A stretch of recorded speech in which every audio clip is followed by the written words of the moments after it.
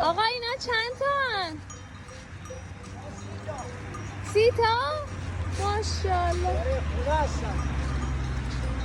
کجایی؟ ما تهرانیم. تهرانی. بابا ندیدی حالا؟ نه اینقدر زیاد. ماشاءالله. ما 300 تا گاو یه بار دیدم. این چیزی نیست که. به به. سگم داره گلتون؟ نه نداره. خدا بهتون سلامتی بده. قربان شما.